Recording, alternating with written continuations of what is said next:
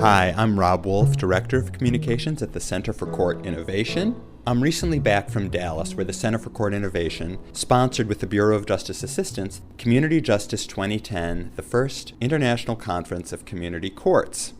Today I'd like to share with you a conversation I had with Dianne Gibson, who was one of the hosts of the conference as the manager of the 3 community courts in Dallas. My role at the conference was to interview participants for a video about community courts that the Center for Court Innovation is producing with support from the U.S. Bureau of Justice Assistance. On our way to the South Dallas Community Court, which is one of 3 mentor community courts in the United States, Dianne and I stopped at a parking lot near a car wash that had once been the site of a homeless encampment. She described to me the conditions that used to exist there and how the community court collaborated with various partners to address the problem.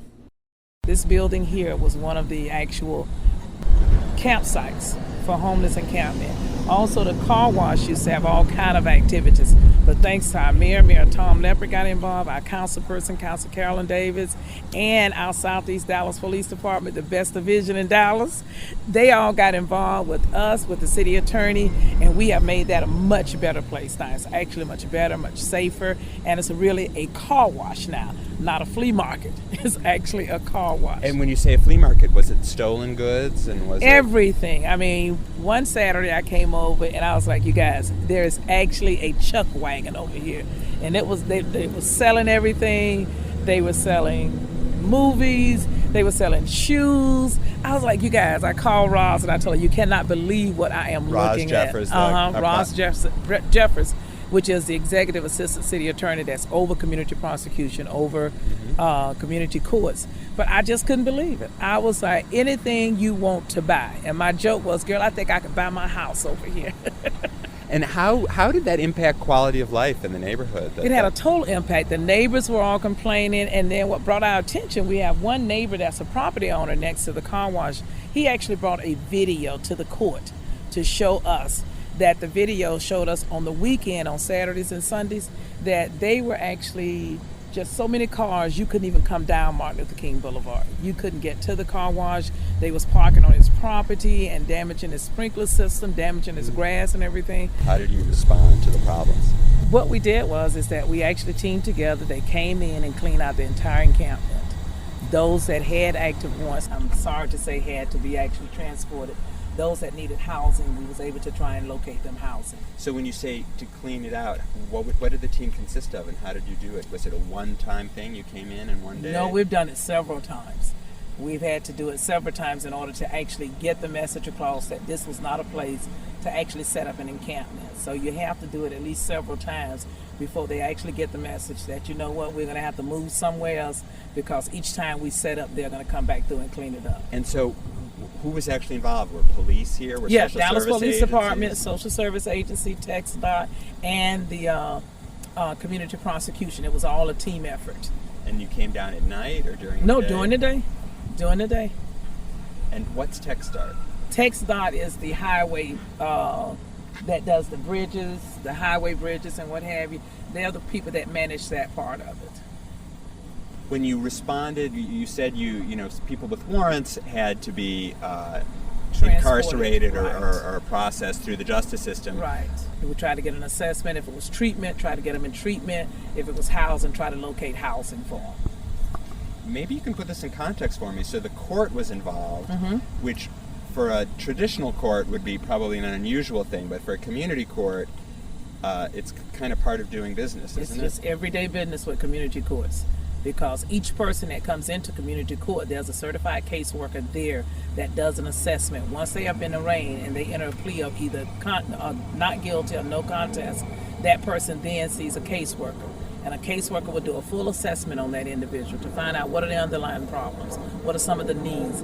Once they identify those needs, and those needs could be just anywhere from the fact that I just need some proper identification, or I need treatment for drugs, alcohol, job placement, job training, maybe it's disability, or maybe it's just somebody that just need housing. And so whatever that need may be, then the caseworker now job is to try and find some of our community court partners to address the need. one of the principles of community courts is combining punishment and help. So in Right. addition to providing links to services and helping people address their underlying problems, whether it's drug addiction or homelessness that might fuel criminal behavior, where does punishment come in? Punishment phase comes in at if they can't afford to pay the fine and court costs, then they have to come back to this very community and actually do community service project. Like some of our community service people will actually help us clean up and keep these lots clean. And that's what they will actually come back and do. They will come back to the very community that they committed the crime to do the cleanup. And that's part of the punishment phase.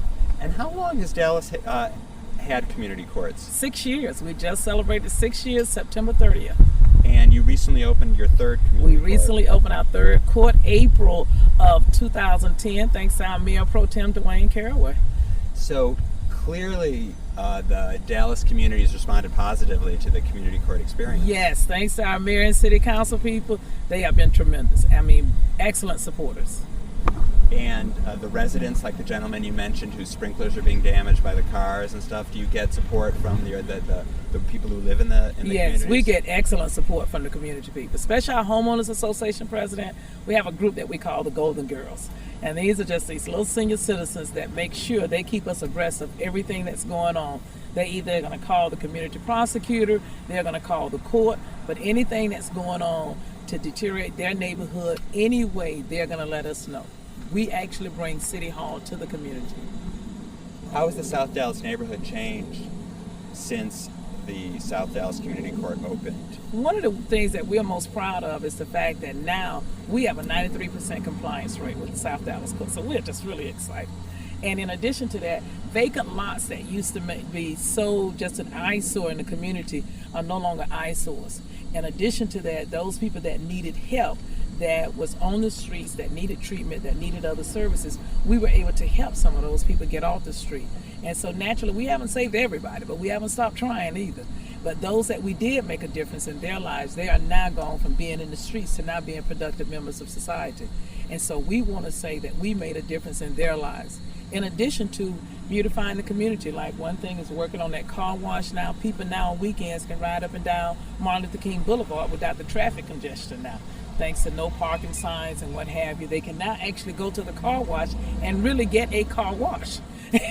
That's great. Yeah. So Imagine that. Yeah. So those are some of the things, and so hopefully we have actually reduced the crime in this area thanks to the Southeast Police Division and working in partnership.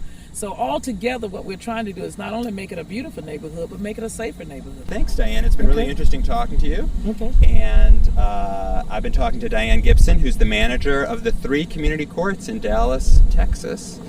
I'm Rob Wolf, Director of Communications at the Center for Court Innovation. Thanks for listening.